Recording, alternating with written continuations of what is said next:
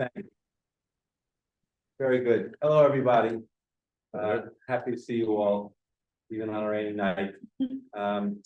This will be the call to order.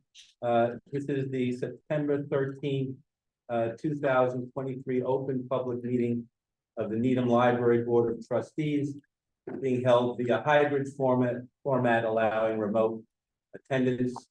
Start off with a roll call to confirm that trustees, library staff, and people anticipated to be on the agenda are present and can hear me.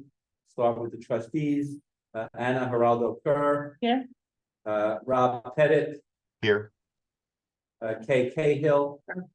Erhard Grace. Here. Michael O'Neill. Here. Megan Small. Here. And me, Jay Fialka. I'm here. Everybody's here. Library staff. Acting Director Dimitri Kyriakis. Here. Technology specialist Daniel Tawa. Here. Program specialist Gail and Bennett. Jenna, what's your title? I'm sorry. Administrative specialist. And recording secretary Faith Frisley. Here. Anyone from the Library Foundation? I don't see present. Okay. The meeting is being recorded. If there is a problem that prevents the completion of this meeting, we will reconvene at 7 p.m. on October 17th, 2023. And we're going to get to that in a couple of minutes about rescheduling our next two meetings. Yes, Anna. Katie. Did we call them Katie? For attendance. Oh, I missed Katie. Sorry. Thank you. And Katie King, our special guest from the town. And I'm sorry, you're not on the list, which I guess I took from last month. You're lucky I didn't mention that the space planning people here, because they're not. We'll be on there next. Yeah. Thanks. Hi, Katie. In any event, I said if the meeting is being, if there's a problem that prevents the completion of the meeting, we'll reconvene at our next meeting, which we'll talk about. I think will be on October 17th with an adjustment. I hereby call this meeting of the Needham Board of Library Trustees to order, 7:05 p.m. And we'll start with any public comments. Is there anyone from the public who has any comments that would like to talk to us at this time? Okay, well, feel free to reach out anytime. And then I guess we'll start with the minutes. I'd like to request a motion to approve the minutes of the August 8th, 2023 meeting. And then after that motion, we can discuss if anyone has any comments or questions. Move to adopt the August 8th minutes. Erhard, thank you. Michael seconded, thank you. Anybody have any comments on the minutes that were shared with us? One. Okay. Yep, just one sentence that I, on the bottom of page 2, the sentence that starts answer to one trustee question. As a trustee in question, I just wanted to clarify what my question is. So if we could, and Faith, I can give this to you. So that would be great. I know it's okay with trustees that they could rephrase what the way I said What it. page is this? So bottom page 2, the very last sentence. It's the one that starts with in answer to one trustee question. Am I on? We're August. We're on August. Yeah, you're right. They started with August, actually. Oh, do you want to start with July? I'm Well, we sorry. already have. Okay, Yeah. yeah, Finish this first. okay. Yep. I do have one edit to the August. Yes, Erhard? It is actually, pardon me, but is, what you just said is on page 2 of August. Yeah. Yeah, so We're doing August. yeah, right. Because somebody just said it was July, but that is on the minutes. Answer to one trustee question about the narrowness, that's That's on last page 2. in Okay, August. All right, so let's go ahead. So here's what I'd like to, just to clarify what I'm saying. In answer to one trustee question about the narrowness of the corridor leading from the front of the library through the art gallery to the adult area in stack. Brett Benson acknowledged the issue and said the design of the final will further define the approach. And I could email it to you, say that's better, or Yeah, that's fine. I'll just incorporate it. It just clarifies what. Got it. Gerhard, Yeah, I had an edit to the sentence before that. Okay. Before the sentence at the beginning of that paragraph at the bottom of two. Just cut util. Utils, because it makes sense to be utils in there, the goal of this draft. Supposed to be utils. Yeah.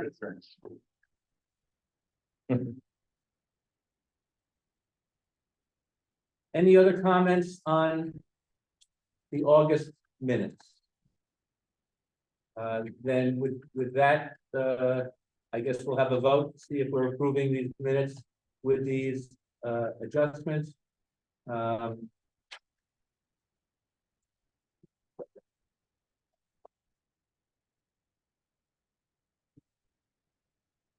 Bear with me for 1 second, I'm sorry. I was in my office today, then prepare a hard copy. Good help. Okay, no, now, we'll take a vote of the trustees. Anna Geraldo Kerr. Robert Pettit, Aye. A. Cahill, Aye. Gerhard Gray, Aye. Megan O'Neill. I'm sorry, I got Michael married. O'Neill. Michael got married, you know what? Swear to God. Michael O'Neill here, Megan Small, Aye. and Jay Fialka, I vote aye, also. And now, based on the unusual order I've done it, I guess we're going to approve the minutes for the July meeting. Does anyone make a motion to review and approve those minutes? So moved. Thank you, Anna. Anyone second that motion? Megan, thank you. Anyone have any comments on the minutes of the July 11th meeting, Anna? Yep. The very first line, you should see, they should say Ray, J Fialco Chair, not K. Just switch your, Okay, that's good. Oh, yeah, the president at the top. yeah, present trustees. That's also wrong on the eighth. No, I thought not. Oh, yeah, it is. Okay. I thought it was okay. Oh, yeah, okay, so that's from last year.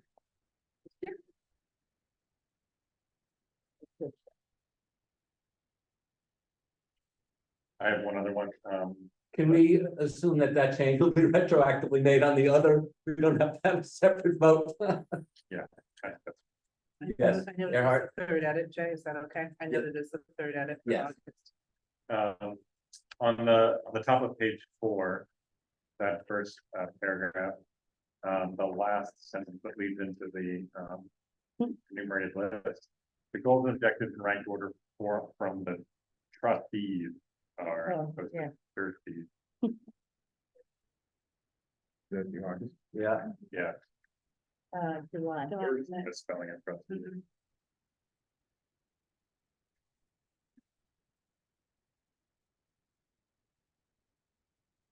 any other comments, Anna? Just an observation, in some, when we have thousands of dollars, amounts that are in the thousands, sometimes there's a comma and sometimes there is no comma. So could we agree on adding the comma or removing the comma because it's. To be it's consistent. Yeah, please. Like for example, page 4, the same page that I first mentioned at the bottom, it says, 121,000, 4,000, instead of all the commas. But if you look at other parts, the first page of that same minutes. The numberings, I think, should have Yeah. commas. Yeah, that's, You know, after the amounts valid. for amounts, so I'm just, Yeah, just make it consistent. That's fine. So do you want it after?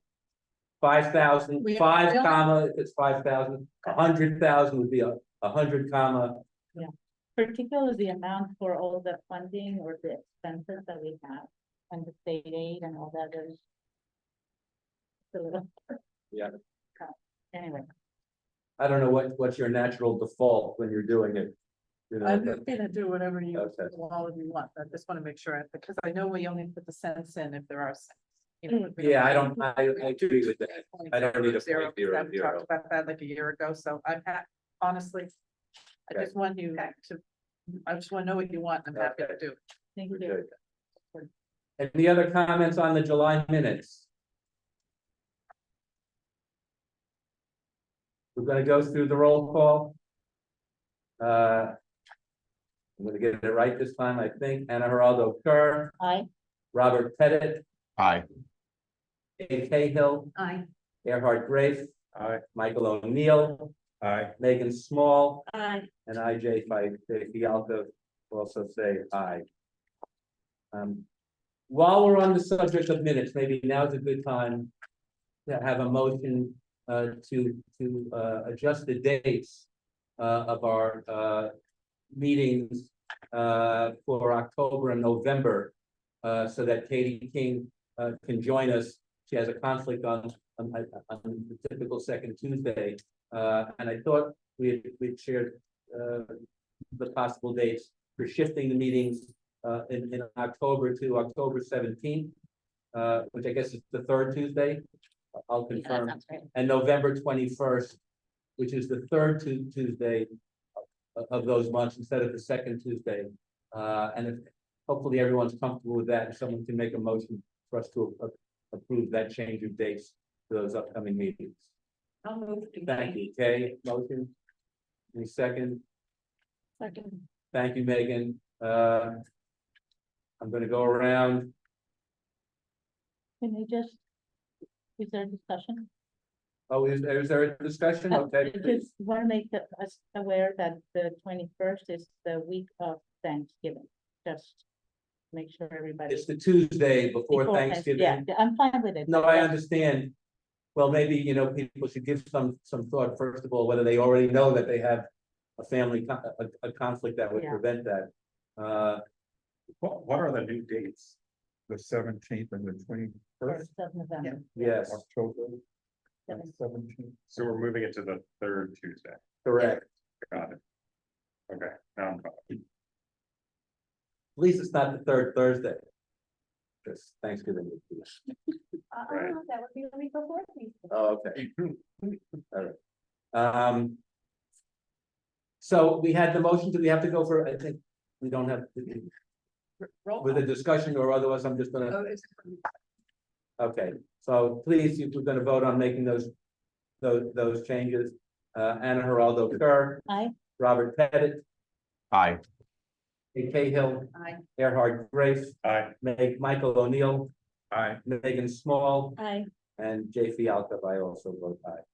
So, so that's that. On to other business, and I guess the director's report, Dimitri? Sure. Okay, just some general highlights. Way back in August, if you remember that far back. The Library Foundation held a small ceremony for dedication of the plaque outside the local history room. We thank John and Megan Fieldstill for their generosity to support the library, and Joan Smith for organizing this donation. And I'm hoping Joan will be here to tell me if I pronounce that correctly. The highlights from the reference are Robin completed 13 tech help sessions with patrons in the last month. Erin had 3 team programs with a total of 47 attendees.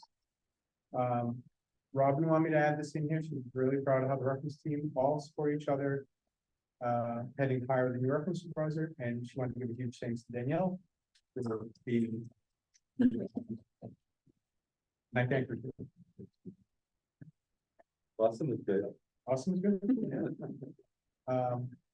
Fiscal year 2023 spend is complete. Out of 390,860, the library received for material expenses. We spent 389,924. 99.8%. That's great. Very That's great. Fran, Kim, and for Jenna for a smooth fiscal year and summer reading. Yeah. Is that the closest we've ever come? That's to spend. The most departments got. Special congratulations. Yes. Right? Good. Summer reading this year, we had a great turnout. Children, they had 814 children registered. We didn't get the stats, but basically 814 kids, 84 young adults, 54 adults. We had a great, children had a great closing event for summer reading on August 15th with 114 people in attendance. Terrific games, man, and children cheering and playing along in a show we conducted on stilts and stuff, which included a ribbon dance. You need to let us know if he comes back. We show the art how the constructed and help kids, children make their own ribbon. And carnival games, the ring toss, basket throw, all sorts of stuff. The children received small stuffed animal prize for winning the carnival game.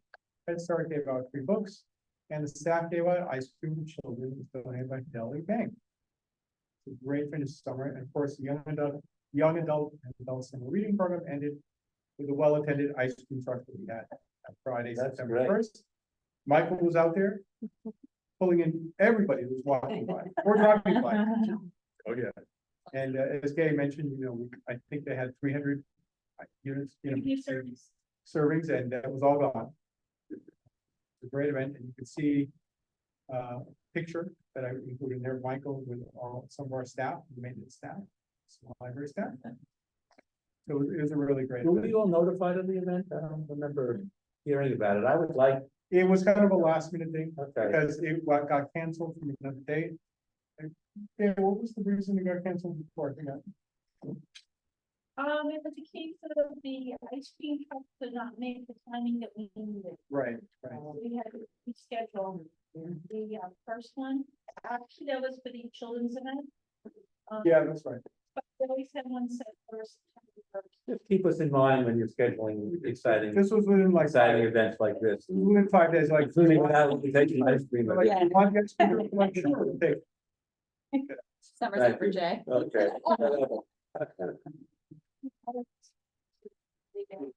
Yeah, They were That's really- great, that's great. yeah, that was a huge,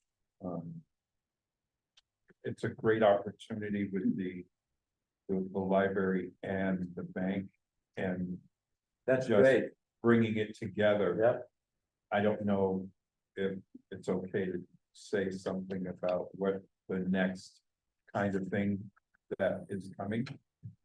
But I'll say it anyhow. Yeah, I don't see why not, we're interested in it. It will be public knowledge. I just saw that kids were taking their money. They'd either throw it on the ground or just leave it on the counter. And so what I discussed with Fidelity is doing a financial literacy program with the children anywhere from 12 to 18 at the library, and they're gonna. And lesson number 1, don't just leave it on the ground. I don't have money out of it. Number 2, give it to the library. Great, okay. Dimitri, Okay, so personnel changes, let's see, Allison Smith began her role as our supervisor on September 5th. If you've not met her, she's really, really nice, stop by the reference department, great, ask to say hello. She comes from Belmont, she was community outreach librarian there, and we expect to have her more involved with community outreach. She's very enthusiastic, we look very happy. great. Look forward to meeting you. On October 17th, we'll have our new technical services supervisor starting. Her name is Tamara Dalton. She's coming to us from the Norton Public Library. She has quite a bit of experience. And we are looking forward to having her on board with us. Ann Thai is one of our part-time children's librarians. And her last day is this Friday. If you've ever seen her or chatted with her, or even if you haven't, if you're in the library, stop by and sure they can have a little cake or something for her. We're sorry to see her go, but she moved on to a full-time job, so. Good for her. She had really. Another staff member who's leaving us is Kimberly Regan, who is in our technical service department. She's been really, really great.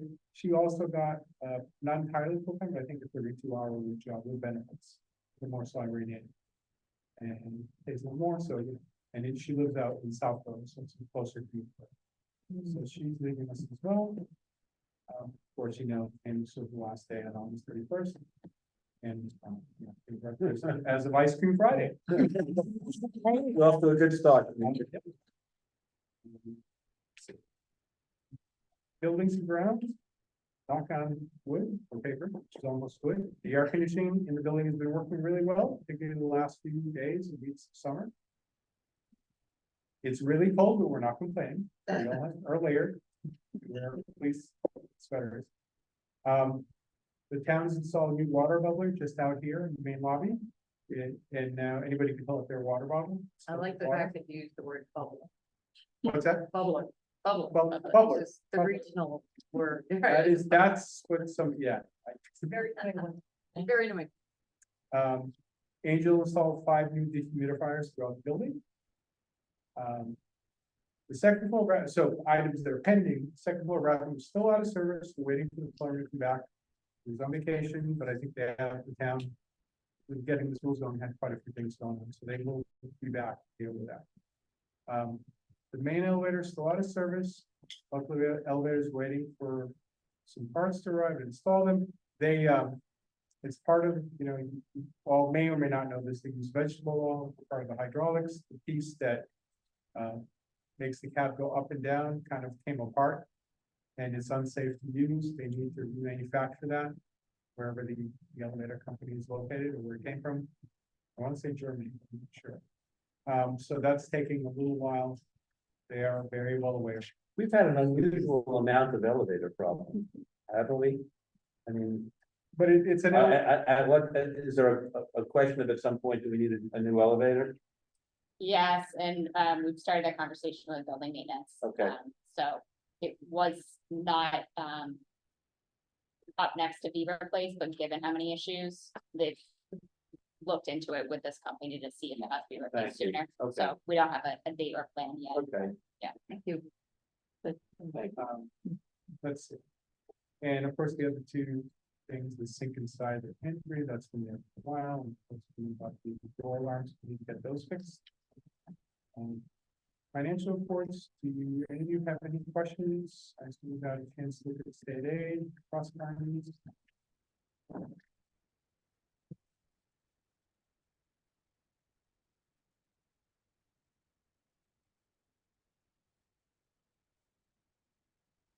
Even if you think of something later, you can always shoot me an email. I'll be happy to get the answer. Oh, and one thing we folks have to vote on is the gift list. Yes. Yeah. Thank you. Before we move on, may I just, Anna? thank you. Could I just add, I would like to ask to add Michael's last name to the, the young adult summer reading program. We all know who he is, but for the record, there's no last name. Sure. I Yeah. thought everybody knows it, but yes. Yeah, I know, we know. Yeah, but thank you, just- sure. Sorry, but Thank you, Michael Small. Oh, no. just- I got married in June. I was just kidding. thank you. Sorry. Yes, and you went over the gifts, I thought, planning to come back, but. I would, everyone's- Yep, might as well. does anyone have any questions? I don't know that you need to recite exactly what the gifts are, everybody has the list of the gifts. If on review, someone can make a motion to approve those gifts. So moved. Thank you, Rob. Okay, and second, Second, thank you, Anna. Gonna go around the room and we're going to vote on that. Megan Small, aye. Anna Geraldo Kerr, Aye. Gerhard Grafe, Aye. Michael O'Neill. Aye. Kay Cahill. Aye. Robert Pettit, Aye. and me, Jay Fialko, aye. That's approved. And all I had to say about the statistical report was total library service was up from June 2023. It's on a similar upward trend from the same time in 2022. Study room usage was down, but so were the turnaways, which tells me that it just wasn't that much demand in supply. And of course, downloadable books, audio, video are fairly consistent month to month and higher than the same period in 2022. Okay.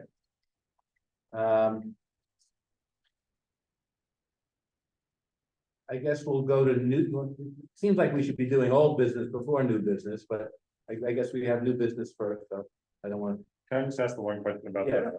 the budget and expenditure for fiscal year 2023? I was just wondering the way that we handle the overage for the book periodical water visual databases there. We were 10,000 past our budget. So where did we just kind of look at that? It's the bottom line budget for that. Okay, And in fiscal year 23, we had done the planning for that 18 months in advance. okay, So when we got to the year, we knew we had a lot more expensive databases. We also recategorized an expense from electronic books. A lot of things moved around. Yeah. And it's similar spending on the same things as the previous year. It's just which account. Just to add, just if it's helpful context. For departments, you know, for salaries, there's a lot of sublines, and as long as they manage within the overall salaries. Same with expenses, because town meeting votes on salaries and expenses in the total. But if a department went under on expenses, they'd have to go back to town meeting and get money transferred from somewhere else to make that difference up. So our focus is always, are you staying within, just like Jenna said, the bottom line amounts. yeah, that makes sense to me. Yeah. Okay, next item on agenda is new business, and I guess I couldn't wait and I rushed ahead and handled with the with our rescheduling of our meetings, but fair enough. We have the thoughtful and fiscal year 2025 budget request that Katie shared with us. And I suppose if you have anything you want to say about it, or does anyone have any comments, other than my start off by saying thank you for the thoughtful, budget request, but please, it's been very important, and this gets to, I think, Earhart, what we were talking about before, where in terms of the progress on the space planning committee, it's reflected in the future plans on the table for the library. If I could share a few thoughts, and then Please. love your feedback. So as it's outlined in the memo, we're really about a month out from when department managers have to submit our budget internally. This all gets compiled up. The town manager meets with all the departments and compiles a proposal budget for FY25. So my goal for this meeting is to make sure that these FY25 requests are the ones you want to see in that, because we really won't have the time to come back to it before that submission goes in. So the base budget work isn't reflected in detail in this memo at all. Really, Kim, Dimitri, and Jenna have already done a ton of work to basically have us know if we did exactly what we're doing this year, next year, and next year's costs, what does that budget look like? So that we're in excellent shape, and I'm incredibly grateful for that. So that is in process. So really what's before you are capital budget requests and then performance improvements in the operating budget. So on the capital budget front, we have library technology requests, a 3-year technology capital plan. If you have questions on that, I'm going to direct you right over to Danielle because she wrote it all. Thank you, Danielle. And I did want to just give a little bit of context on the renovation project submission in the capital budget. So when we met with UTO, we had been talking about, okay, what does come next? And basically we had, from your discussions and votes, the priorities of the projects. I'm now switching teen and tween to get back to young adult. So the young adult project, children's were the first two in the priority order. Yeah.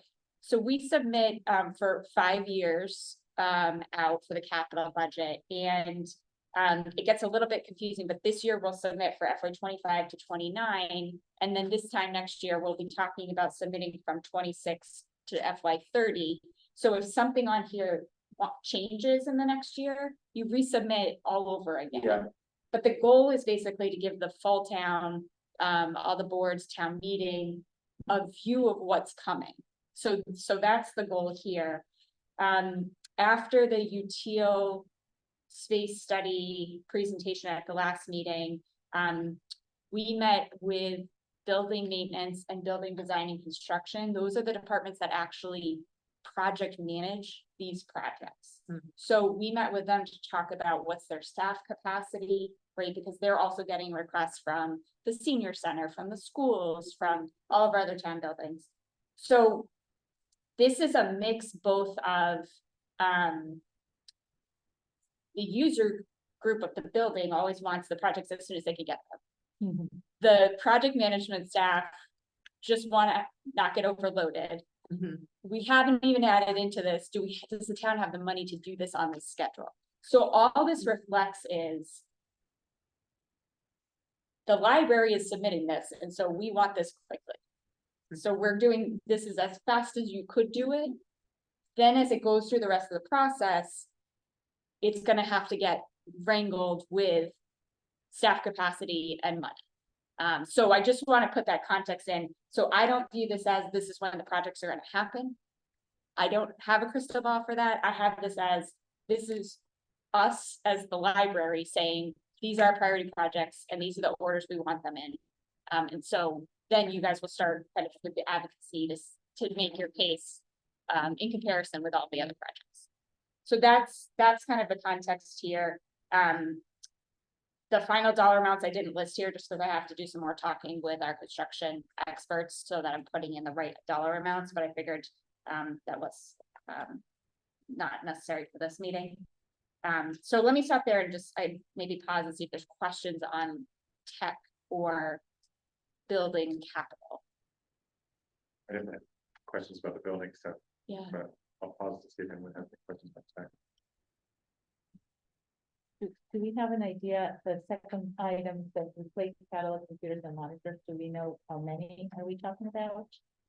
Replace the catalogs and the monitors. The catalog computers and monitors, yeah, what's the So at number? the moment, we have 3 nonfiction, 3 regular fiction, 1 in reference, Okay, and 5 in children's. so there are 8, Sorry, 3 and 8, 3 and 5, you said? so 6, 7, 12, I believe. Oh, okay. Thanks.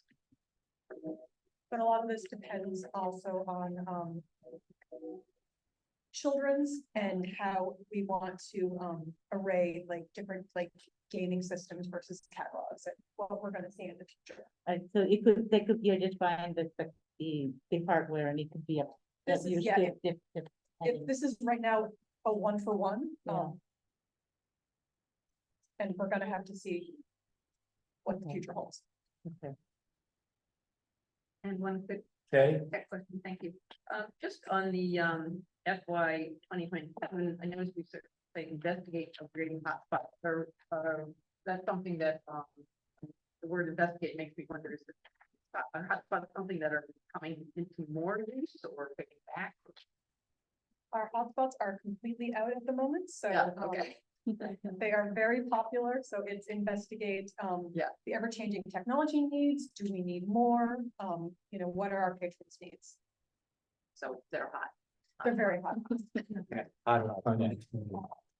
So if it's really, if they're on demand, does it make sense to move that expense up to an earlier year? I'm just curious. I mean, you know, I'll leave it up to your discretion, but if they're really on demand, why are we waiting until the 2027? This at the moment should coincide with the possible end of life for those devices. For the ones that, so they're still working in Yes. some fashion? Oh, okay, I misunderstood. I thought they were out.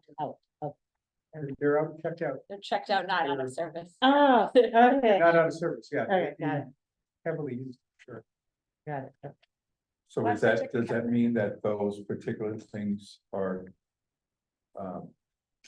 We understand they're checked out, but the shelf life of those, it's coming to termination point. So it makes more sense to go to 2027. Is that what we're saying? That's correct. Got Yeah, the way I've organized this for both the laptops and the hotspots is to slot them in through the approximate end of life, if there isn't one, or a definite end of life if they have given us an end of life. So we can make sure everything is always up to date, everyone's happy. Anna? The fourth item in 2025, is that PlayStation? I'm not really good at this numbers on, The or is it PlayStation? it's pay station. Okay, with a, oh, okay, see, that's how not, It's so patrons can pay for anything over the 10 free prints that they get. Oh, okay, I was thinking PlayStation, like the game. We do have the Xbox on. Okay, that's what, okay. Alright. What is the microfilm? I remember looking at microfilm when I was young, but I didn't know that that was still a resource. We do have a fancy Sandy microfilm machine. And it is, by that point, it will be probably 12 years old, so we'll have. Is it used? Oh, yeah. We do have several hundred microphones. Huh, interesting. Good. Just Gerhard? the catalog computers, is that the ones that are in the stacks? Yes, Okay. We have about 12 of those, and it's largely about accessing a browser. it's, yes, it's accessing the catalog, that our catalog is actually in the middle of changing, so the Okay. access will be changing. Our library network is in the process of contracting for a new system. It's kind of not so much end of life, just more enhancements, so they're looking at vendors now. So when that happens, probably the technical requirements, what we need, it's not gonna be that different, but that's what we'll be looking at. As Danielle goes forward. So it's possible that it would be running some sort of software as opposed to just opening a browser and searching through the browser. Client, yeah, it depends. The vendors are looking at, some do web clients, some do like clients. And they're going through that process right now in terms of determining which vendor to go with. So it's hard to say, but possible. Okay. Our catalog, this catalog of materials they can be looked at on these catalog computers when you're here, but they're not accessible to the general public online in terms of access to catalogs, or they're entirely accessible online. Miniman library system is accessible through a web browser to anybody, but On our website. Yeah. I thought so, I That's just wanted to make sure, because it made it seem like there was some special computer that you can access the catalog. Well, this is the question I'm kind of asking. Right. It's like the technical requirements for opening a browser and searching in it are not very high in terms of the cost of a computing device. yeah, this won't be an issue for the public. I mean, it should be seamless for them. It's Yeah. more for us in the back end and the members of the network, what we have to provide once they decide which vendor they're gonna go with. Okay. So. Sorry. No, perfect, thank you. Any other questions about the technology stuff? Okay, then, any other comments or questions? You said, I think, Gerhard, that you had some additional comments. Please. Yeah, I'd like to ask about the renovation projects, because we talked about, you talked about this as being as fast as possible. And obviously in the final report from Teal, the timeline was much more aggressive than this, right? It was looked at as kind of like, well, we do it in subsequent summers, that summer being an ideal time for construction, then it would look like fiscal year 24, 25, 26, 27, for each of the 4 projects, the idea of like a design phase, in the preceding 6 months and then a build phase during the summer months.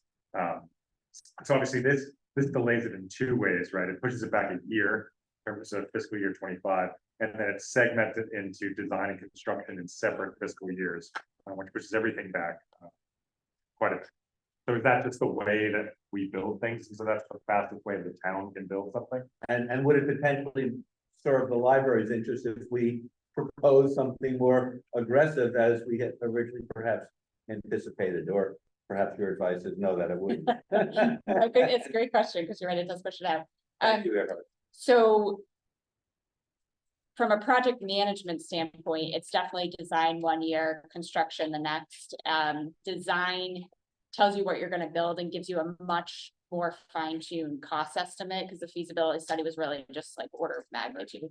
So if, say, to just put it on my calendar, we went to this coming May town meeting for design funding, the next budget cycle starts in October, right after town meeting. So there's this crunch of, you get money to do design, you try to get your design as close to having the best possible estimate to start putting into that FY26 budget cycle. So it kicks in all over again, kind of. So the design and the construction a year apart is standard. If we did the year, what the request in the capital budget would look like this year is design for young adult, and then in 26, construction for young adult and design for children's in the same year. So you'd have like multiple asks and multiple projects kind of going at the same time. Is that possible in the world of submitting a capital budget request? Yes, absolutely. It's not ever going to be funded, or we're not going to have the staff capacity. So that's absolutely was my kind of strategic decision to say, like, I just know that that's not possible. You could do it, but I'm not sure it gets you anywhere differently. Right. And it, and the scenario you just framed was like 3 projects simultaneous. But there's another version which would be 2 projects simultaneous, which would be a construction and a design. Right. So if there was like we had a fiscal year 25 design, right? And then we had construction for fiscal year 26 on that same design work for like young adults. And then also in fiscal year 26 was the design funding for children's area. You know, so they were kind of offset by a year. So there was always a design going on at the same time construction was going on. Right. That's what I'm saying is the choice I thought wasn't going to be in the realm of possibility. Right. Yeah. And that's a people, like a project management, like. It's a people Resources issue, it's a issue? town overall, how much money we have for all capital projects issue. And I'd say a third piece of this is also operations of this library. So this is not necessarily the case, but if one project were to interact with the other, to be doing them in parallel is very challenging to figure out swing space and operations. And if a section of the library has to come offline for one project. So it just gets really complicated really quickly. Not impossible, but it's just not kind of realistic. Yeah. And is there any, obviously that makes sense in terms of both the people power and the capacity of the library to support those things. You know, when we get into questions of capital expenditures, obviously we're trying to look at that whole picture across the town. But then, you know, what came up in the PVC meeting on Monday was the idea that, you know, how far we extend this out really could dramatically increase the cost as costs escalate over time. And so trying to find that balance, it seems like an important question.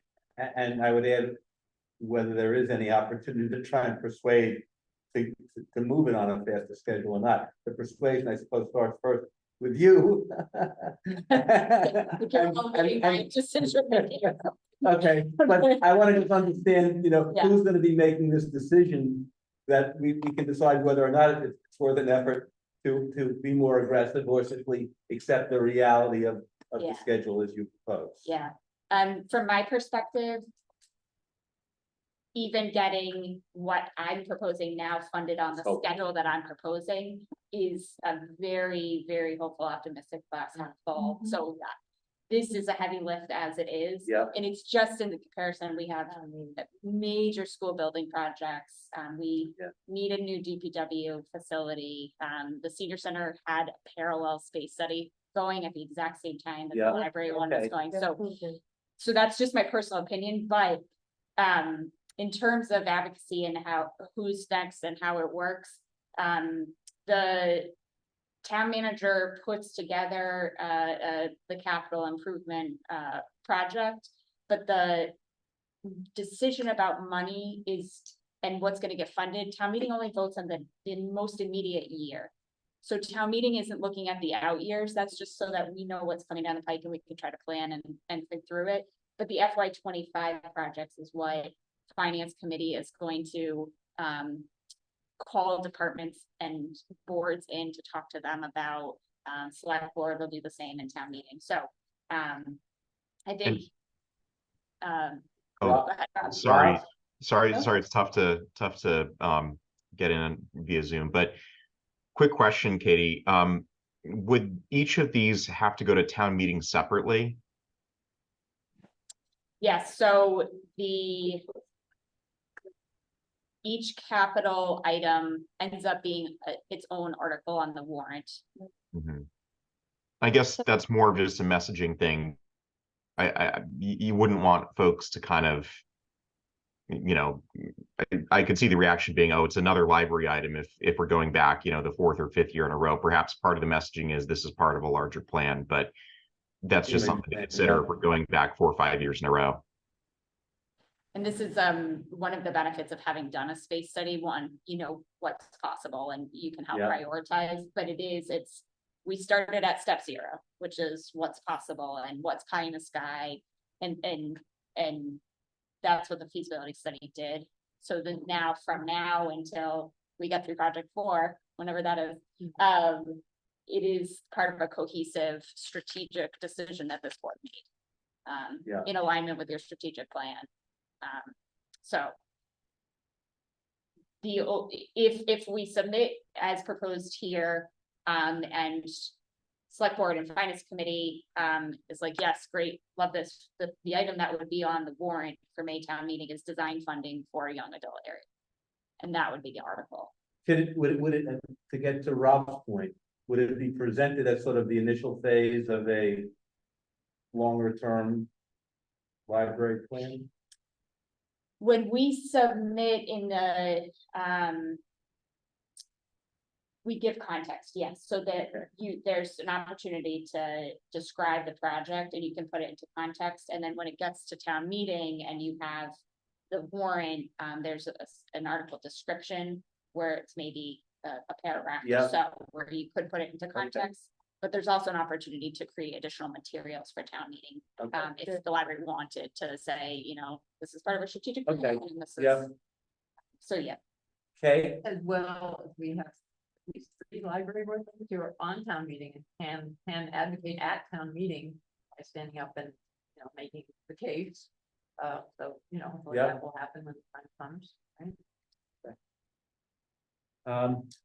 then with that, I'll say again, thank you for your very thoughtful plan, which was much appreciated. Thank you, Earhart, for your questions, and Rob, for that comment also. And with that, I suppose there would be a vote to approve.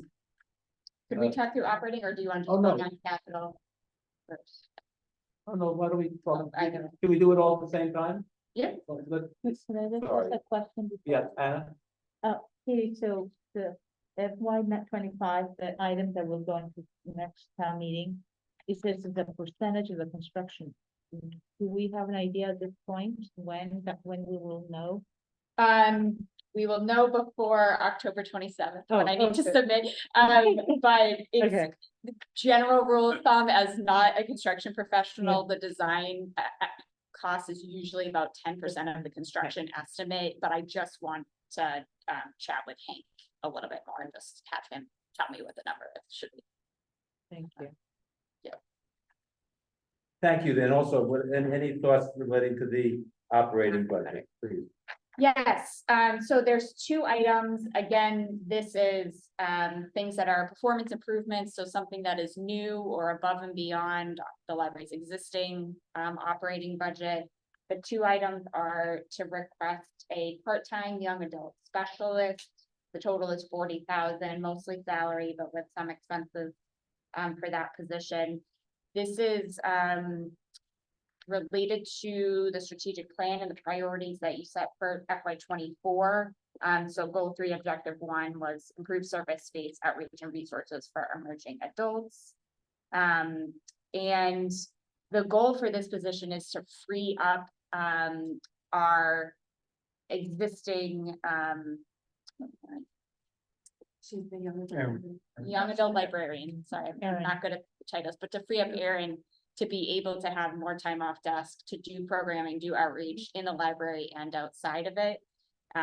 So that is the primary request. And the second item is to replace these tables for the community room and just give them a refresh. And I think that's.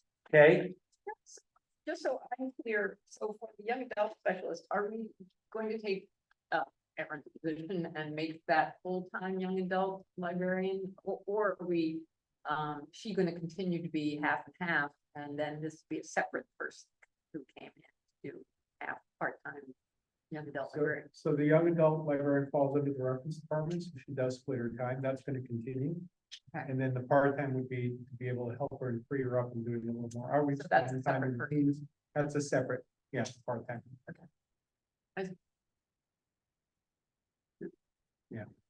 Any other questions or comments concerning the operating budget request? I was, yeah, I guess I'm still, a little bit confused based on our case question, because, obviously, what this means is we're putting resources toward young adults, but this person will be doing reference desk work. Well, this person will be doing, assisting Erin with the young adult area. Okay, Erin does reference desk work, she splits her time. So this would be to assist, you know, Erin can't be always with the teams as much as she wants to, she does a lot of programming, but she's also helping us staff the reference department too. So this part-time position would help in enhancing programming, having a librarian be able to devote more time to the teams. We get so many of them every afternoon in the high school. So, sure, if it's summer and there are no teams, that person potentially would be helping out the reference department with other projects, book displays, other ancillary things that we'll be doing. So it's a part-time position focused on young adult to supplement per half. yeah, I just wanted to make sure I fully understood it, you know, like, that we're hiring someone to do young adult stuff, not hiring someone to kind of, you know, like, hit the desk so that Erin can be more in the young adult thing, and I was That's what I- fully certain about that until I heard that. Yeah. I want to make sure we were hiring for that job, and that, you know, that person would come in expecting they're gonna get to do young adult work. No, One other just general question, because I remember, and Rob, you may remember also that when we were talking about the strategic plan, at one point along the way, we were comparing our library as compared to other libraries with regard to part-time versus full-time employees. And we were trying to consider, you know, how we compared and whether there are goals for us to perhaps adjust that ratio.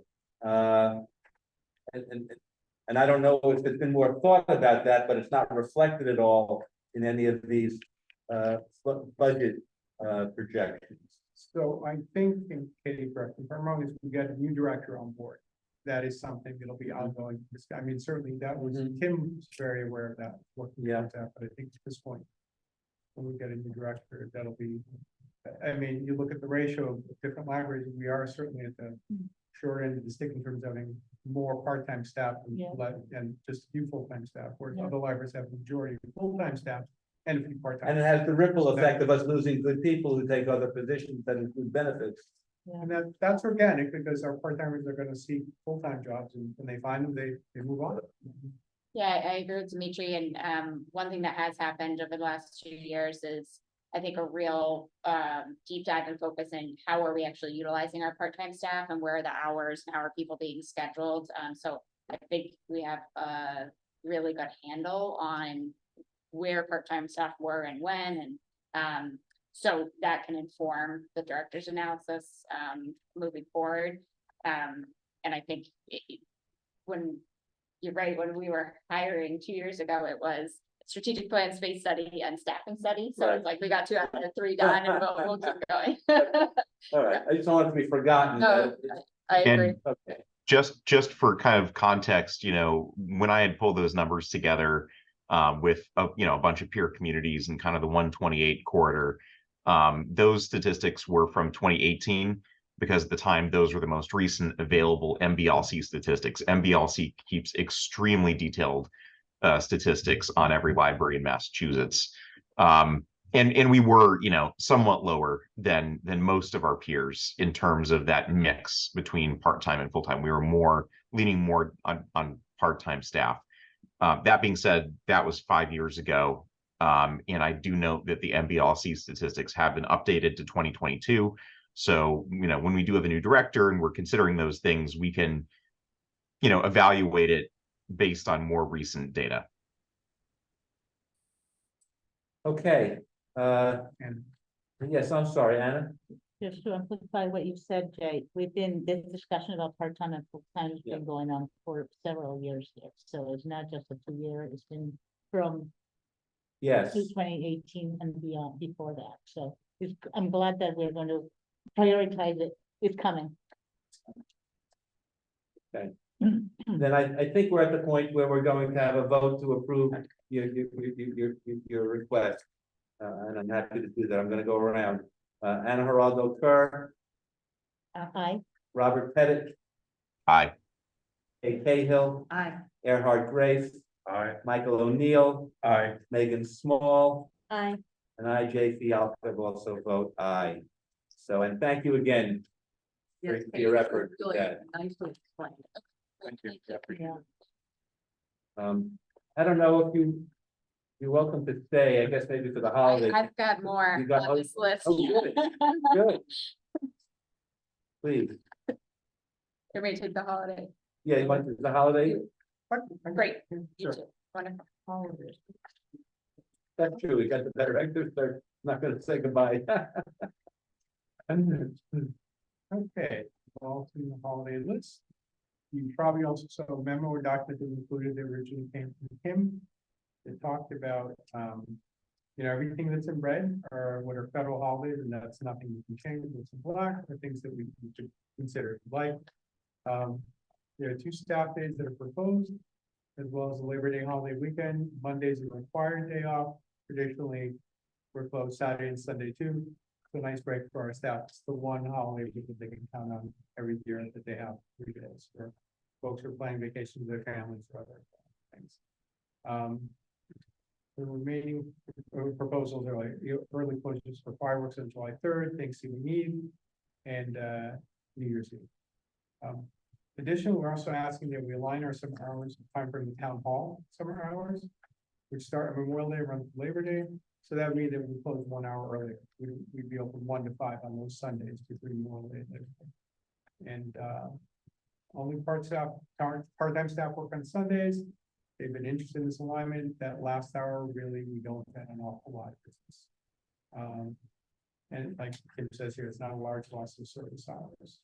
And most libraries are under 1 to 5 Sundays as well.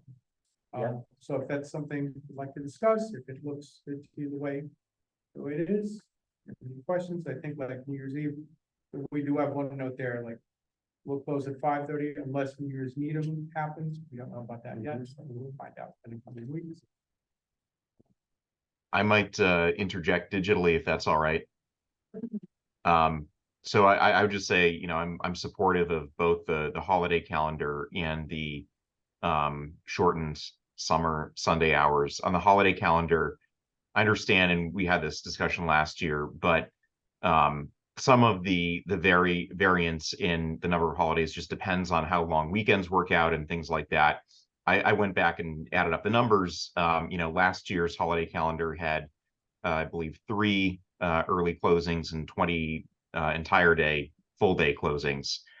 This one has 4 early closings, but only 16 days where the library is closed. So, I understand a lot of that's just down to the variation of long weekends and things like that. But, I'm supportive and think this is pretty consistent with what we did last year. And on the summer hours, again, just my thoughts, but it seems like the 1 hour difference between 5 and 6 on Sundays during the summer months is a relatively minor and relatively low traffic time of day. If that would sort of improve retention potentially and morale among part-time staff, I think that would be a huge plus. And also, one of the action items that we have for the library is to get some lockers eventually, some sort of self-serve lockers where books can be put in there, which for things like that, where we have some seasonally different hours, that could help to mitigate. Thank you, Rob. I'm happy to say that I also support these requests for the holidays and the request to close on Sundays for that hour earlier. That sounds fair and reasonable. We certainly want our part-time staff to understand that we appreciate, what their contributions, and we're sensitive to their concerns. So I support that also. Okay. So I think this is great. This holiday calendar makes a lot of sense, as is regarding the Sunday closing an hour earlier. That's what works for staff. I'm on board.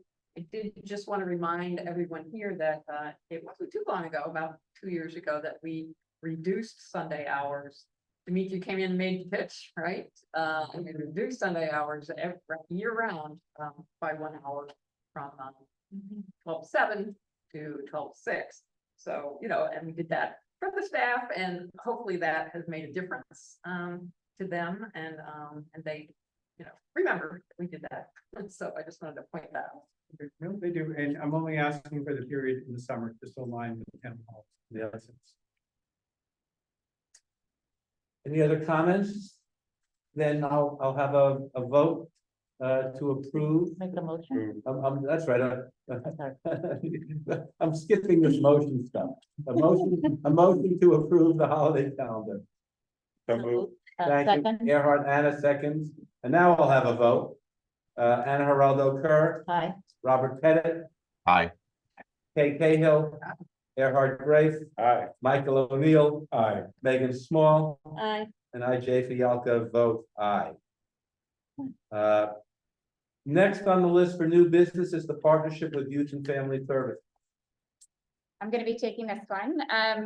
So this is not a voting item, but I just wanted to update you all, that involves the library.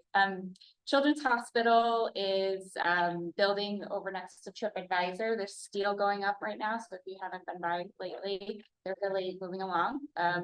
And we are thrilled to welcome them to Needham. They are a nonprofit organization, so they don't pay taxes.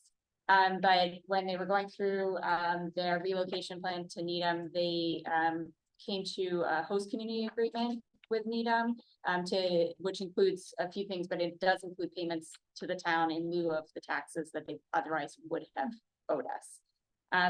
So we are going to, we've already started receiving, and we will be receiving on a annual basis moving forward, $200,000 for youth health initiatives. And for the October town meeting warrant, we're going to have an article before town meeting, because town meeting has to appropriate those funds, even though the agreement says, here's your money for youth health initiatives. The town meeting actually has to vote the appropriation. So our proposal is for this funding to support 2 positions in our Youth and Family Services division, which is part of Health and Human Services, the town department. And one of those positions, the proposal is for us to have a mental health professional that would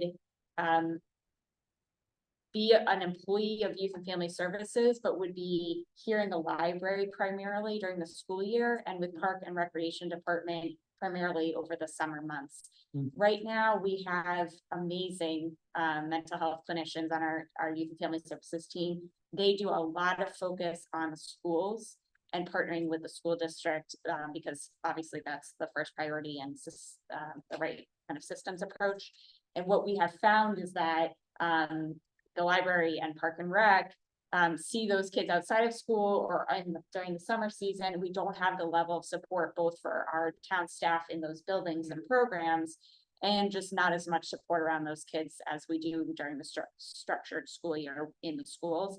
So the role would really be providing maybe some immediate crisis management on the occasions where unfortunately that may occur. Working directly with library and Park and Rec staff to support them in if it's trainings or information or support. The position would be able to make community referrals around the particular needs of that child or family, and do some like case management work. And the clinicians also refer out to mental health professionals that are not town staff, and try to get them plugged in actually into the healthcare system. So this is the kind of current proposal. Obviously, we don't have a director here in the library, but in terms of timing, if town meeting approves this money, by the time we post and get someone hired, I hopefully we'll have a new library director. So the library director and our director of Youth and Family Services I think along with Dimitri and probably Allison in reference, we'll really sit down and figure out what does this look like? How do we do the integration with staff? You know, and plan out the logistics of it. So my goal is really to make sure you knew about this. We find it really exciting. And a number of you are town meeting members. So please voice your support, but and happy to answer any questions about that. Sounds great. No, Yeah. this sounds exciting because it's very much needed. So will the person be housed at the library? Is that what I've heard? Or would The they- hope is, yes, that they would be here. We have to just figure out what it's gonna Where? look like. Okay, okay. Yeah, so that's a good, that was part of my question too, is that, so the person is presumably housed here. Is there, I'm just wondering, is there enough sort of crisis management needed in the library on a day-to-day basis for the person to, you know, fulfill that mission? It's not only crisis, man.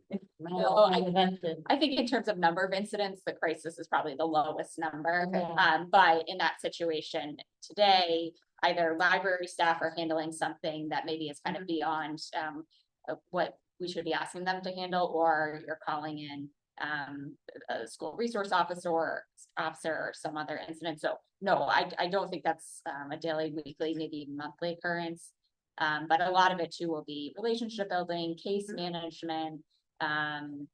What's the nature of the qualifications of this person? Is somebody like social worker, licensed mental psychologist? health professional, yes, yeah. So we have, I think, 4 on staff already in youth and family services. And they can both provide direct counseling themselves or do case management. And we have group counseling sessions, we do one-on-one counseling sessions, and then just general awareness events. My wife's on the faculty of William James College, and that's a place where we might want to have some connection. They run a program called Interface that we use where they basically do the legwork to figure out what providers are accepting new patients, do they work with your insurance, etc. So our staff call Interface, which is from William James, and say, we have this profile of a person, this age, this type of need, this insurance, can you find us a provider? So Okay. Michael? Would this person, by this person coming on, would it be something that we would have to shift resources to in order to, if you're gonna counsel, you're gonna need a space to do that in. So is that something, Gay's got her hand up, so I'm in trouble. Yeah, some of that. Okay. We have over the last decade posted various social workers from youth and family services for counseling services in our study rooms. And we provide them with a room and we will set it up for them for weekly or how many sessions we need. We also have the ability now to log on to so we have been hosting them all along. Okay. It's just a case of, it sounds like we're gonna get someone actually here physically. Right. I wasn't sure if it meant that we had to expand our budget, so. Even though No. they were giving the 200,000, yeah, yes. yeah. Yes. No, I don't anticipate any money coming out of the library budget. There you go. It's just logistically figuring out the space with the team here. Yeah. Great, sounds like a bit, Yeah. sounds like a wonderful thing. Yeah. Great. We're on to, I think, old business. And I'm glad you're still here to talk to us about the director's search update. Please, we're all curious. Yes, okay, so the biggest update is on the timeline. So originally the posting was supposed to close on the 8th, September 8th. I was looking at the applications that had come in a few days leading up to that, and I extended it another week. I wanted to give it a little bit more time to widen the pool a bit. So it is now closing this Friday. If the masses watching this video are interested in applying for this wonderful position. And I urge all of you, any people you know or possible contact, I know I've made some phone calls to let people know that we're doing a search like this. I spoke with Maxine Blyweiss, just for her to put the word out there. And we only, I guess, have a few days left to, Yeah. thank you. So far we have 20 candidates. Oh. And I think last time around we closed with maybe 25 or Yeah, 20. 27, I think it was 27, yeah. I would say of note, the thing that has jumped out to me is, we have a strong pool and I feel, good about the qualifications. Of the 20, only 7 are from Massachusetts. We are seeing this in a number of positions across town, not just library. It's a very interesting, thing, but I just wanted to flag that because, our first interview round is planned for Zoom anyways, which is good. But when we get to the second round, those are in person for 1 hour, and so there may be some decisions that candidates need to make. We were imagining the possibility that people, library directors from other places in the country who are dealing with certain,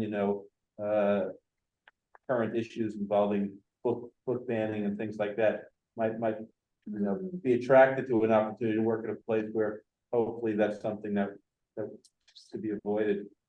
Are we getting other New England area candidates? I mean, the other states, I think Rhode Island and New Hampshire is one, but it's Florida, Texas, Pennsylvania. Florida, Yeah, it's pretty broad.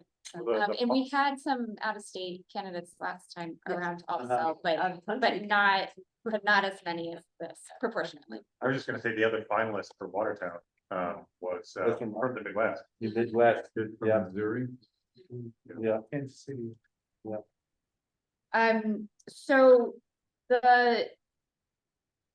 because I extended the closing date, it bumps everything out a week. So I just wanted to flag and maybe take an opportunity to make sure if everyone stays in the round that you requested and that you were slotted in, I just want to make sure that your calendars allow for you to do it the week out. What I did is I'm here, but the sooner we know, because I'm not gonna be scheduling any other stuff I know, during the whole week. It's hard to keep, I mean, I'm not available every minute of every day, but I'm Yes, trying to avoid scheduling anything that's not already scheduled. I will in those start, That's what done the same way, yeah. I will start emails with each group Okay. to try to get holds on people's calendars within those weeks. Yeah. So I guess at this point, I just need to know if anyone really can't do their week at all and we need to jump to a different round. So round 1 is Jay, Rob, Michael, and that's now gonna be September 25th to the 29th. There will be like a day and a half during that week when I won't be available, but I'll email you just to make sure that it works. Yeah. And then round 2, Kay, Earhart, Megan, that will now be October 2nd to 6th, Yeah, I just have limited availability on Fridays. Friday and Wednesday afternoon because it's early release. Yeah. Week, so. Yeah. Okay, and then round 3, Jay, Rob, Anna, that's now October 9th to the 13th. And I've got to get time on the staff. I'll be part of that. What was Okay. the date for that? Just the week of October 9th to the 13th, and I'll be in touch with. Okay. Are you looking for community room space or are you talking about? I will be in touch. Limited Like- but I will. I may have limited availability on Thursday and Friday, the 28th and 29th. I'll be able to probably plan around to some extent. Great. But So I'll that start Monday- email chains yeah. with each smaller Yeah. group so Yeah. that we can Second, find you. so I just need to. Yeah. Work around. Yeah. Got it. So round 1 is the 27th, 28th. It's September 25th. 25th to the 29th is the week, but we don't have specific dates and times yet.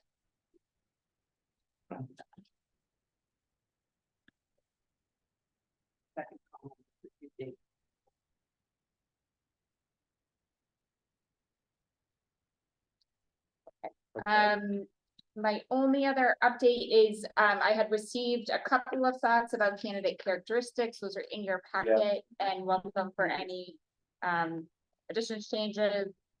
I think the hope was to take these and create some interview questions that get at these characteristics. Like, given the candidate pool, I'd like to know what they're interested in, is in Needham and Massachusetts and where they see themselves going through the law, hiring, frequently asked, some associates who are law school in Boston, like, are you going to stay or are you going to leave? So I know that we all are looking for someone who will. That's will be on the able to list, be someone here. interested in Will even be the here longer for a long- term. Yeah. Yeah, And so what is driving their interest to move some thousands of miles to here? And and if they've worked in similarly sized town, like, I'm sure we'll get the information and resumes, for what areas they come from, but, coming from a big metropolitan to here is different or much smaller. I'd love to ask the staff, if there's anything that we should be asking about in these questions from your perspective. I think the questions you've already put out, your concerns are not too dissimilar to what we'd be interested in as well, so I think. I forwarded, I think, an email that, was it from the Massachusetts Library Association, and they were collecting questions for, library director positions. I think I shared the email, with you. We should probably connect with them. It seems like they're working on creating a bank of questions of some sort that they found useful. We might want to refer to it before we have our interviews. Anna? Could you, Katie, could you remind me of the process? Do we get, a list of questions and then we'll kind of divvy up which who asked what? Is that how you're gonna do it? Yes, so you'll get a schedule for the interviews for that round. You'll get the application that we received from the candidates. And then I'll have questions pre-drafted. Yeah. I can circulate them in advance. It's just that's whenever I can get to drafting them. But so yes, you'll see those. And usually we, as a group, convene a little bit before the first candidate, run through the questions and say who wants to ask this one, that one. So everyone ends up asking one or two questions. I'm sure we have the question from last time. Yeah. Maybe you can share them We for our do. reference. Yeah. Okay, Just, some feedback from our last, 2 years ago interviews.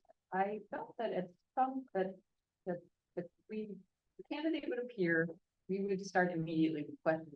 And I felt like there was maybe not quite enough time for the candidate themselves to either ask questions or to get information from us, from the town, about what the position is like and, what we're looking for. So I don't know if there's a way to get a little bit more of the information flowing toward the candidate during the interview. Because I felt like they weren't quite getting enough or didn't have great opportunity to get information from. Yep. Can we actually come by and maybe get it's great to get stuff, the digital stuff, but it really helps to have this in your hand. Printed. Yes, Yeah, for the interview round, yes, you're saying, yes, Yeah. and are you round two? one. You're round one, okay, so we're on Zoom. Yeah, sure, I mean, I it's can Zoom. make sure that we have a printed Oh, packet okay, well, We can get that. in advance. no, I'll do the Zoom, it's fine. It doesn't, like you can be almost anywhere. Yeah. Look at Rob. Okay, so we'll do a printed That's packet fine. for that, great, yep. I was serious about asking that if they had any questions. I don't feel like we actually gave a pause for them to stay. If we could pause for a second and let the staff actually. and also not even for right now, but to let them know that they can have an opportunity to please share with us. But before your next question, let Anna, let. It Debbie essentially respond. gives, Okay, Yeah. yes, I agree with Eckert. I think perhaps there might be a way to do it anonymously, so staff doesn't feel like, oh, Right. they don't know we don't know who's asking what question. So maybe there's a way just to collect, just at least to offer the chance for them to say that we are actually including them in the process. Just a thought. That's how the town would like to proceed on that. I mean, like I said, what was shared in that other document, that's not too dissimilar to we all. think, we'd like you to get somebody. I would like for the staff to know that we want them to have when there's a new leader, that they're comfortable and that there's whatever policies or how they kind of operate, that people get an understanding of who that individual is, just so that it can be somewhat seamless as possible. They were involved in the process Yeah, last time, to be Yeah. clear. yeah, and so we'll do that again this time. So in the third round, the final candidates will be here for most of the day, really, and so they'll meet with an interview team that includes the 3 trustees I named and a few other people. They'll meet with Kate Fitzpatrick, town manager, and myself, and they'll also meet with the staff. And then I'll go around and debrief with each group and see strengths, weaknesses, pros, cons. What did you think? But we can certainly add it to our list of staff who want input at a different point in the process. Like Anna suggests that we Yeah, anonymously. Sure. I think. because there's different dynamic when you're in front in person with the person who might become your boss. It's a different disposition than when you are free to, level the playing field, so to speak, and ask your question without knowing who it is. There's more, hopefully more, to get more. And we don't know. I mean, we're asking questions from our vantage point, right? So, but So one this question, is the one doing the work. one question perhaps for the staff to weigh in on is, do they think that the process we followed last time gave them a sufficient opportunity to have input to the decision, or was there something, that we should consider tinkering with regard to that? I don't know, something to consider. Yeah, and for all we know, we may just get a few questions, but at least we are extending the invitation. There's an opportunity to participate. I think that is the message we want to send, that, that this process involves them too.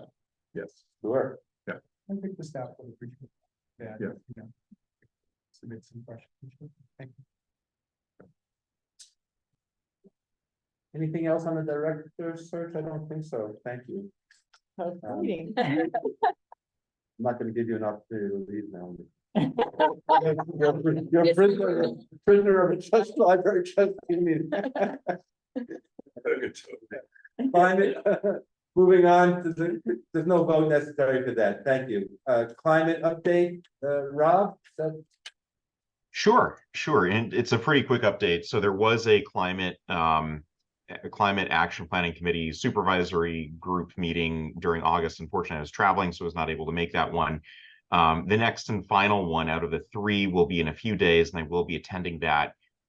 So far, based on the sort of priorities list that's come out of that, it's very wide ranging, and a lot of these are things that will be stretching decades into the future. But some of the most probably immediate and relevant items for the library include proposals to require even renovations of buildings to have carbon analyses and to be more carbon neutral wherever possible, encouraging electric vehicle charging and parking, which might be something that's relevant for the library parking lot. And also, I think quite importantly, encouraging non-car mobility within Needham, where there's probably a lot of potential. A lot of folks are an easy bike ride away from the library. But if we had better bike paths and bike infrastructure and safety for that matter, that might be a bit of a tie-in on that. But I'll report back next month on what goes on at that final meeting.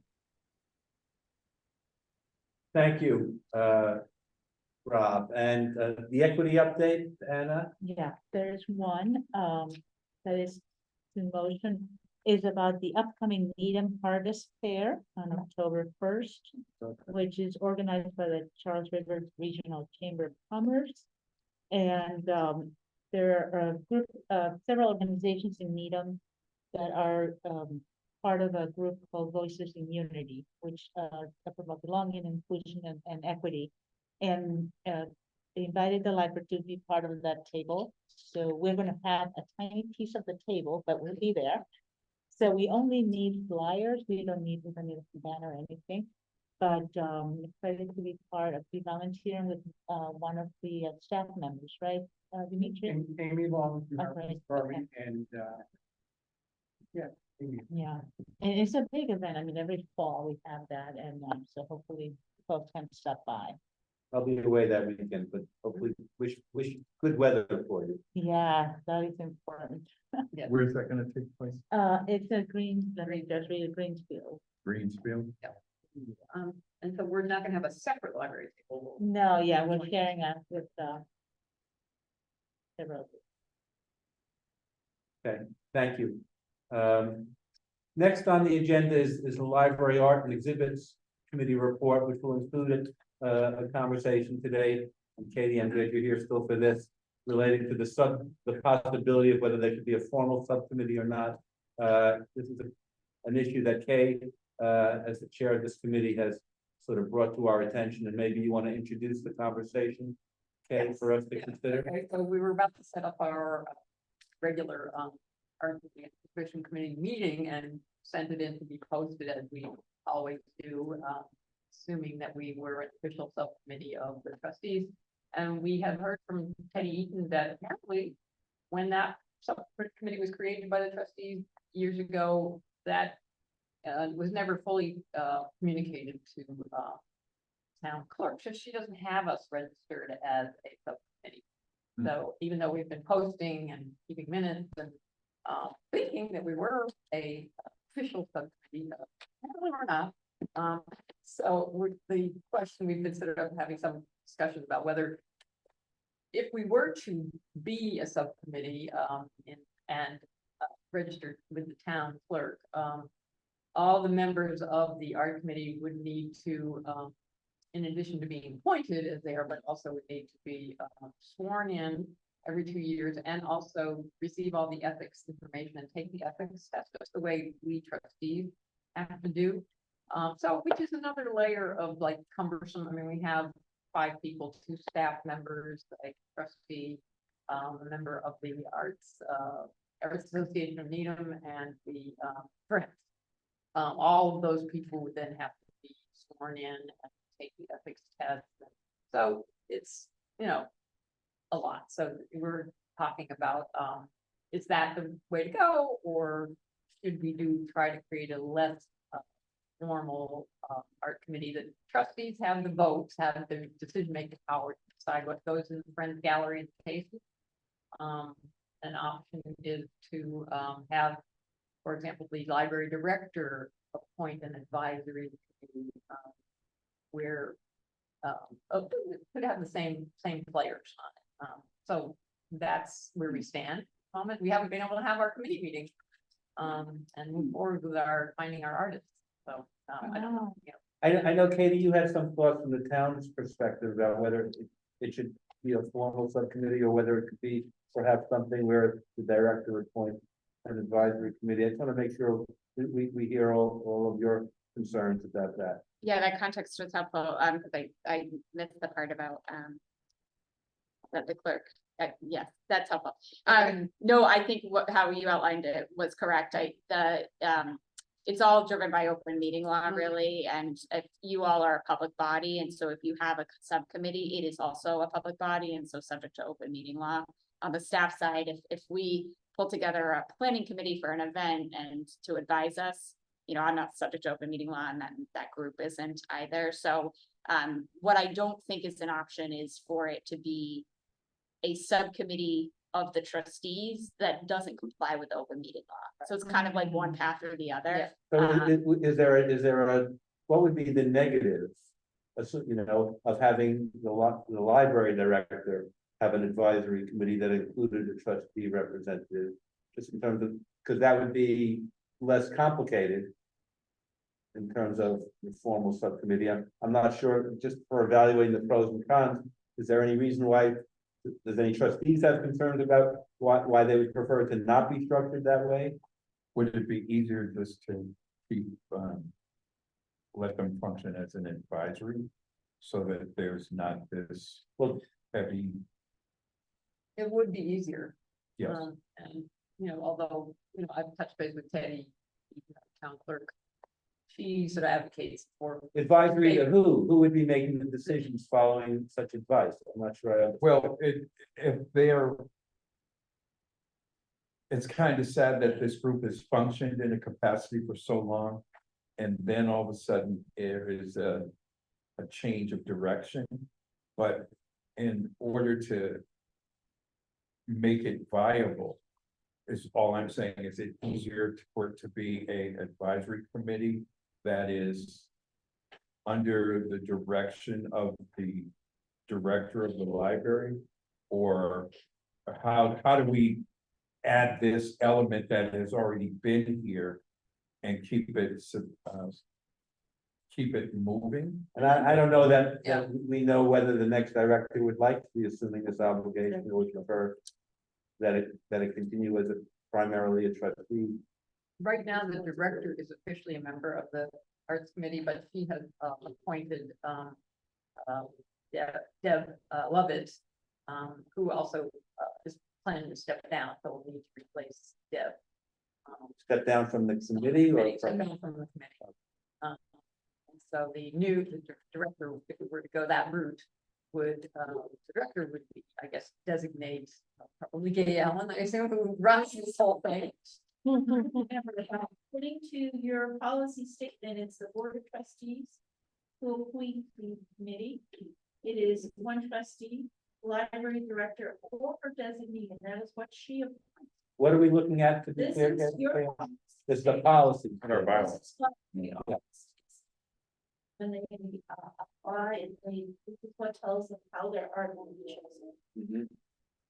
So this is the current policy, which sets us up as an official subcommittee. That's what we've been assuming we are for many years, I understand. And so, but I guess we've never officially, there's been a disconnect. Could I just make Please, one Katie. observation? Getting sworn in and doing the ethics thing, is a bit onerous, but actually the posting of the agendas and the minutes is, I think, more onerous, and you're already doing that. We're doing part. that, yes. So from a staff perspective, staff already have to do the ethics every year, Oh. so it's not an added burden for them, so it really is, and obviously the trustee is already doing that, so. It may be, and if, is the member from the Needham Council of Arts and Culture, or is it a It's the, different arts New group? Arts Association. Oh, okay, so for that person, it would, They that would would be need new to for do, and them. friends, we have a friends. Okay. So So those two people, I guess, then. Am I correct in understanding that the choice is really whether to formalize the subcommittee arrangement and to acknowledge that we're bound by the open meeting and to follow that going forward, as compared to leaving it for the library director to appoint an advisory committee, or is that not an option? if you wanted to switch it to the library director, I think you'd have to go through the steps of kind of Got decommissioning this and, Got it. yeah, so. Okay. I think it's probably easier if you stay a formal subcommittee, but, Okay. I'm not certain which way to go. So but- what steps need to happen next in order to do what we're supposed to do with the town as far as that? Well, since we apparently the trustees have years ago created a subcommittee, but it was all, again, Katie, you would know, what do we need to do? To talk with Teddy. yes, I guess Communicate just to them. notify the clerk. Yeah. This hasn't come up for me before. Uncharted waters. The clerk is responsible for making sure that everybody who is a member of a public body is sworn in and does the ethics. So I think she just wants to make sure that she has the correct starting list of who those people are. So yes, I think. Okay, maybe we should communicate and put together the information, maybe on behalf of the trustees, I can then follow up with Teddy. Okay. Yeah, I make can sure forward that. I that- mean, if the trustees feel that we would want to continue with what we thought we were already doing, but apparently weren't, is having an official subcommittee. I'm fine with that. We'll have to send our two sworn in members over to the town clerk to get sworn in. Yes. So Oh, are sorry. you currently, seems like you're following most of what Yeah. you're supposed to, just with the ethics, Right, the training swearing and in.